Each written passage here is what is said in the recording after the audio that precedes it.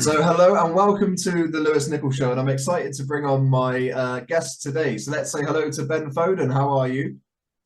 I'm good, thank you. How are you? Really good. Thanks for coming on the show because I know we spoke briefly on email, and you actually said you've kind of stepped away from the showbiz lifestyle, and you're in America now.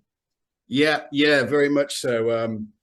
Just came over here a few years ago to finish my rugby career and ended up marrying an American and finding a new job out here. And yeah, just when you're involved in all that sort of that life, you sort of get swept away with it. And then obviously when you finish your career, it sort of comes back down to earth with a bit of a bump. And so you realize that you've got to, find another profession, something that you could be good at and forge yourself another career. And that's what I've done out here. And obviously in New York is home to some of the biggest A-listers in the world. So someone like me with a little bit of rugby pedigree sort of fades into nothingness and just become just another face in the crowd. So yeah, it's been good though. I've really enjoyed it. And, I love New York now, and it's very much a home away from home.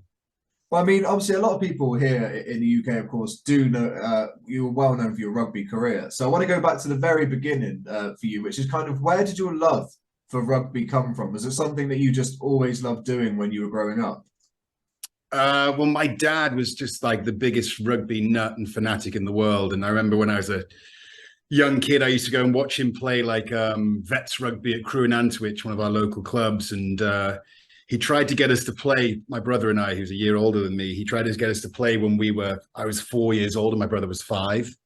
And we played for the under eights. And so there was no tag football back then. It was all, contact straight from the off. So we did it from a young age. I didn't like it then when I was little, but my dad said I was very fast. And so we took a break and we played football for a little bit and a few other sports. And then when I was 9 years old, I joined Chester Rugby Club and never looked back, really loved it. And I think part of the love comes from my dad was coaching, my brother was playing with me, all my friends played, and it helped that we were very good. We used to win a lot of games. So we were probably, we won our county championship for like 9 years in a row or something. So it's always nice when you win as well. So when you get that competitive edge into you that you like winning and you don't like to lose, it sort of gets ingrained in you from an early age, and then you're away.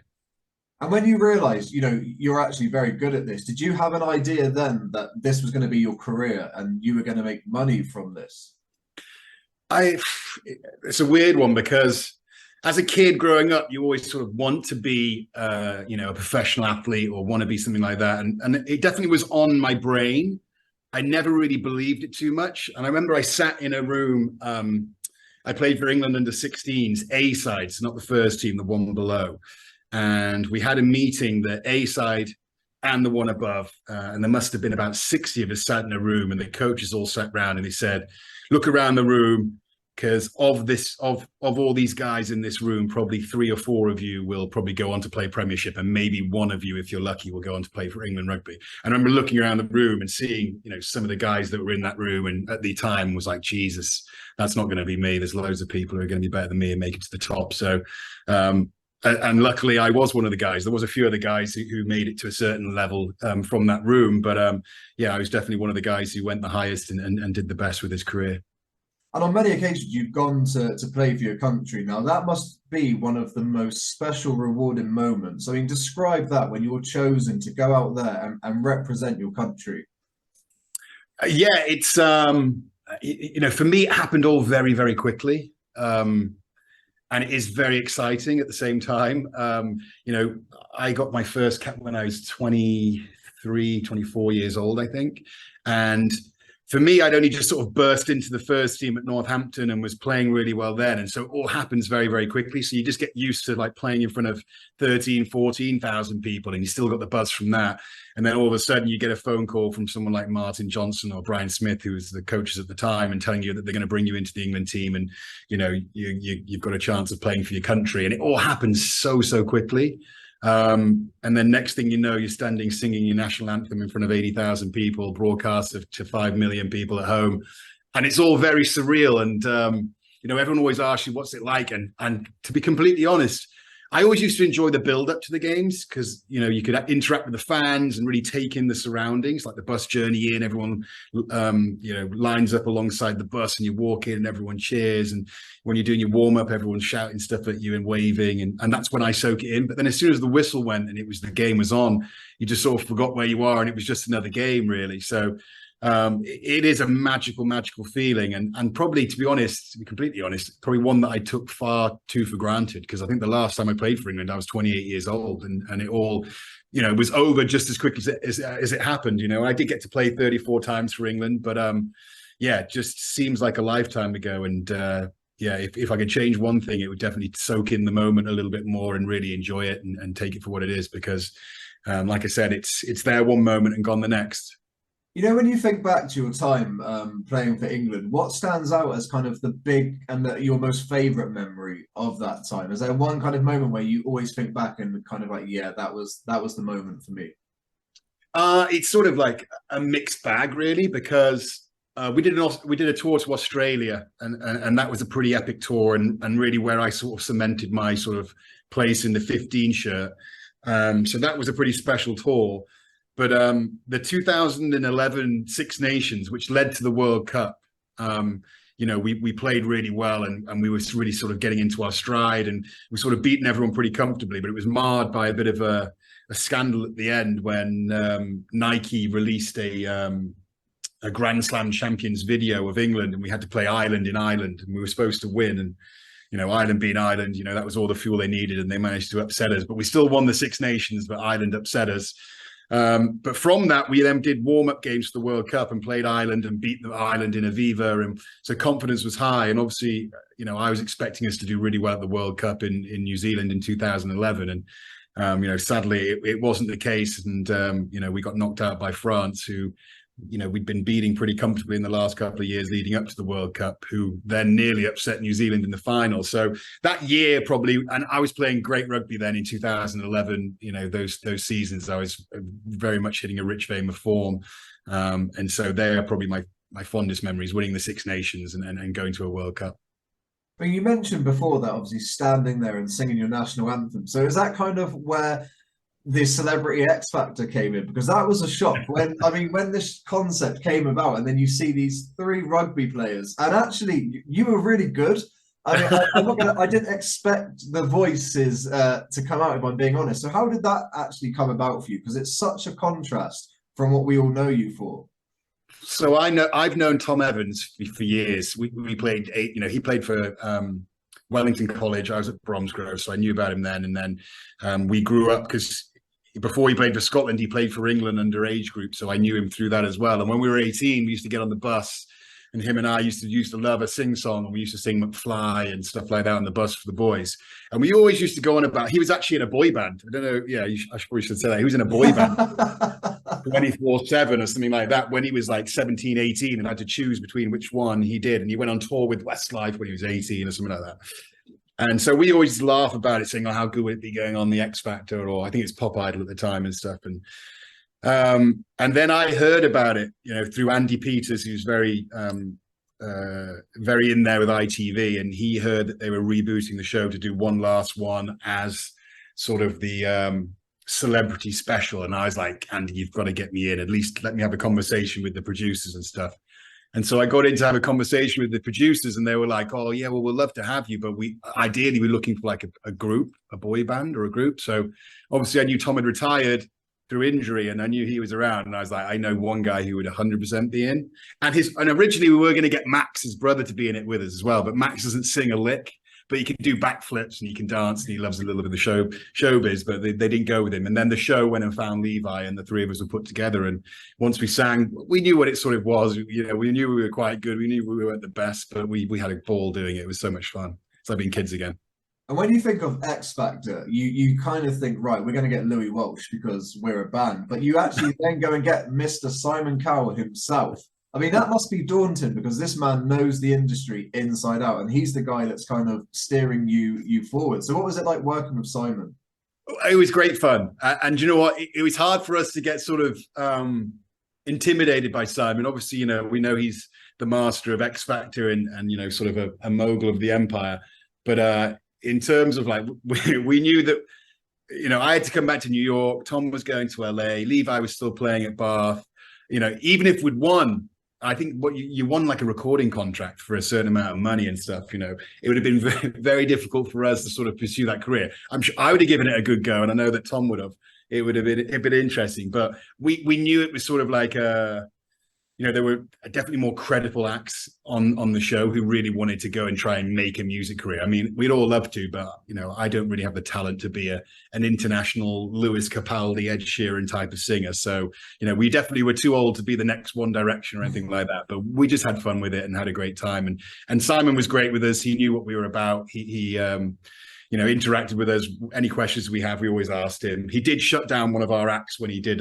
We did the night before the preview, and he said it's a no-go, and we had to revert back to another song. So, he definitely influenced us on what we did, but it was great fun. It's interesting you mentioned that Tom was in a band when he was younger, because that kind of explains the Westlife dance moves that were going on a little bit when the performing was happening. Yeah, well, so I think he went on tour with Westlife, not in that band. His band were the opening act for Westlife, I think, or it might have been Boyzone, one of those guys. But yeah, definitely there. Well, I know you said that you would have given it a good go after the show. Were there ever a conversation between the three of you where you said, "Do you know what? We should kind of maybe pursue this and see if we could do some shows or do some gigs"?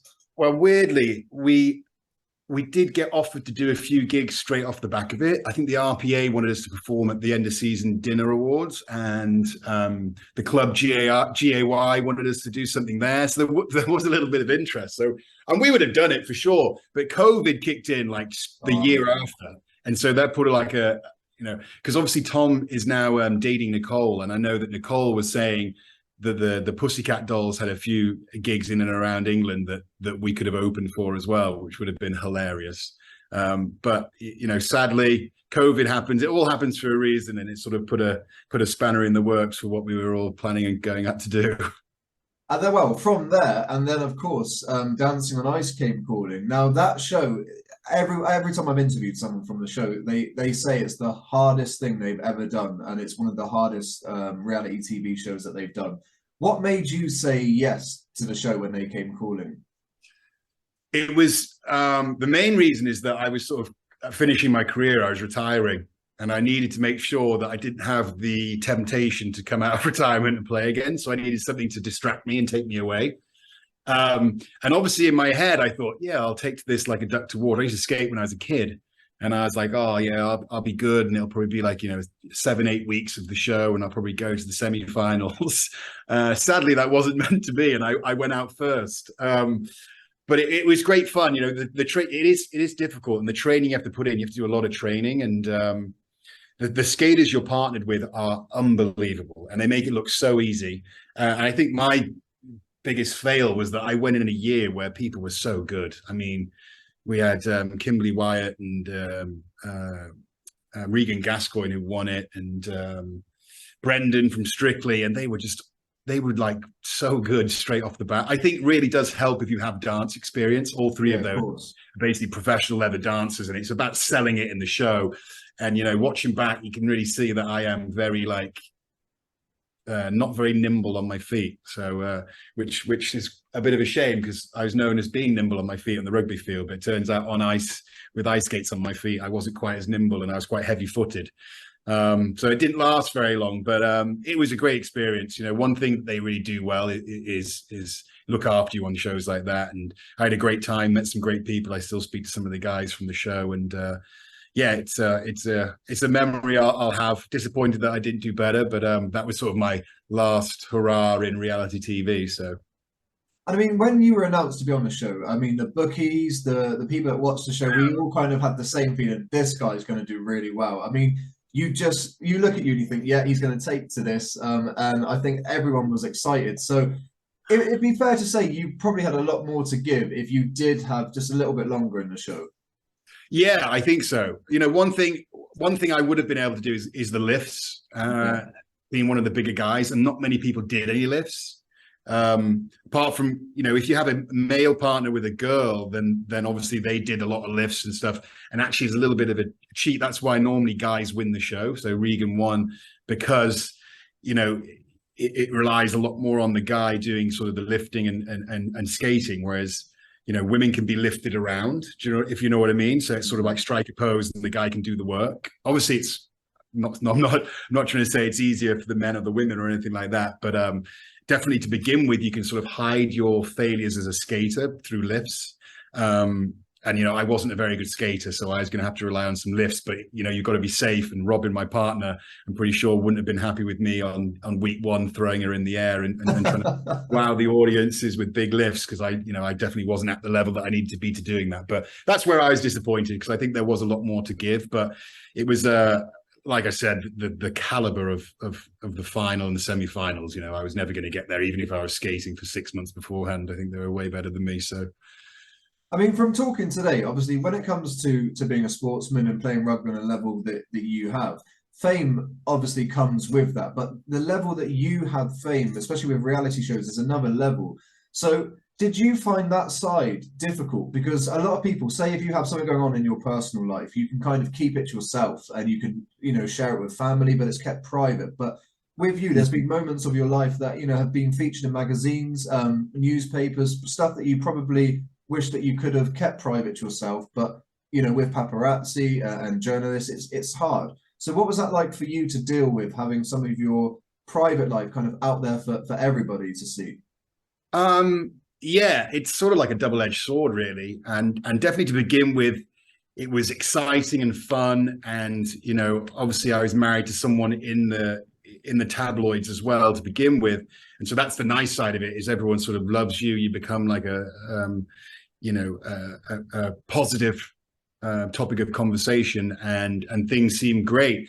The other side of that is, especially in the day and age that we live now with social media and things like that, in the comment section, is that when you're not the flavor of the month, and it happens to everyone, and you make mistakes, they come down hard on you. And definitely, towards the end of my career, it was definitely very obvious to me that I wasn't very popular in terms of like my public image in the media. And I put myself to be shot at, because I enjoyed the highs of it, and you have to take the repercussions of that as well. And that's one of the reasons probably why I enjoy being out of the limelight a little bit now. It means that I don't have to deal with that. I don't need to be in magazines or have boot deals or be on adverts or be on reality TV to make a living anymore. So I've sort of stepped back from that myself in my personal life.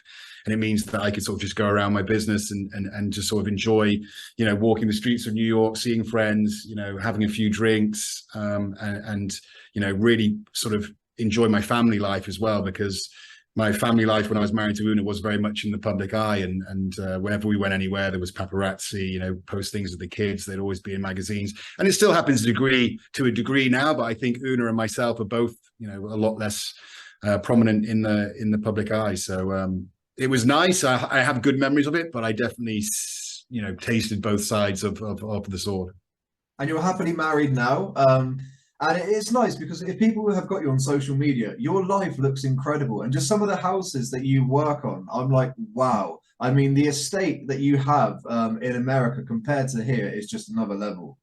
Yeah, it's one thing, if I work in real estate now, and I work with one of the biggest companies in America called Douglas Elliman, and very fortunate that I joined a really, up and coming powerful team called the Jonathan Stein team, who Jonathan's a very good friend of my wife, Jackie. And when I finished rugby, I had that 6-month period of figure out what am I going to do with my time, and got to support my families, and it's a very troubled and interesting 6 months to go through, and I'm sure all players, and there's lots of talk about mental health and professional sport and all that sort of stuff. And I was very lucky to find Jonathan and move into this area that's both exciting but challenging as well. And yeah, you're right. We're a very high-end luxury real estate company.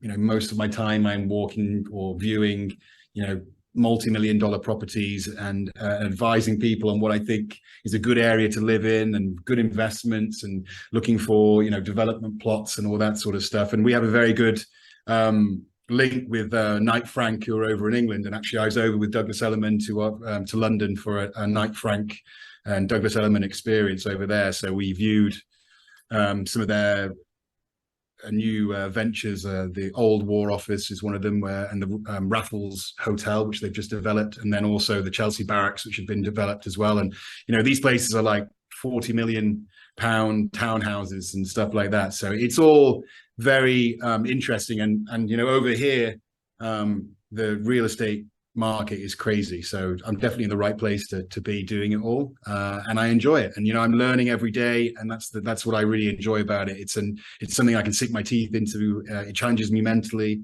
and obviously that's the big aim that you want from anything in life is to challenge you and get enjoyment from it.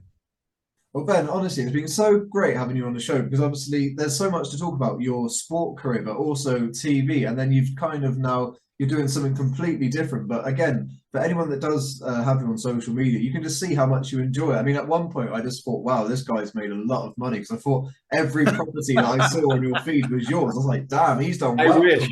Simon Cowell plays well.